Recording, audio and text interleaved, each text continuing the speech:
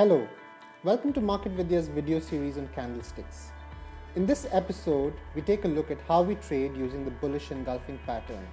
In case you missed our previous video on introduction to bullish engulfing pattern, click on the annotations on your screen. Let's look at some guidelines to follow so that you can improve your success rate.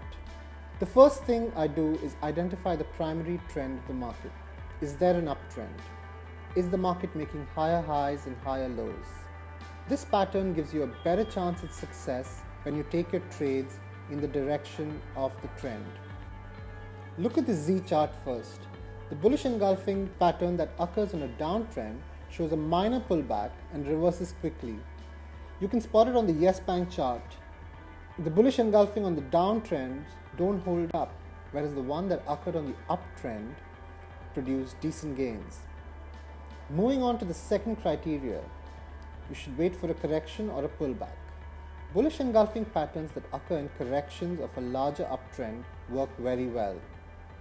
I'll pull up the Wipro chart here.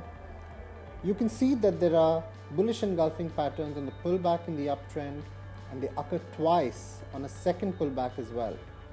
A second pullback is also more significant as the bears know now that the bulls are here to stay and they run for cover. Only ensure that the pullback has not breached previous lows of the uptrend. That is, the uptrend is intact. Sometimes corrections can be sideways as well rather than downward. The third criteria is the bullish engulfing candle. So let's move to when does one execute a trade. The bullish engulfing pattern generates a buy signal. There are two approaches to this trade. First approach is for the aggressive trader. No further confirmation is required for the aggressive trader. You buy on the close of the engulfing candle or at open the next day. A conservative trader might approach this a little differently. To confirm a buy, first ensure that a third candle has closed above the highest high of candle 1 and 2.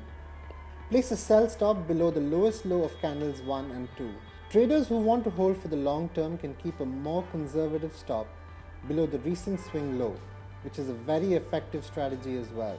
If you've stayed this long into this video, let me tell you now how to exit this trade. Ideally, once the trade runs in your favor, you stand to make large gains with this strategy. One can keep a 3:1 profit to risk ratio and have a target, or exit at previous resistance levels, or even use a trend line or a moving average break to exit the trade. Aggressive traders may look at making an exit after 5 to 6 trading sessions based on the trade performance. Hope you enjoyed this video, and don't forget to subscribe to our channel to keep watching our trading ideas. Thank you.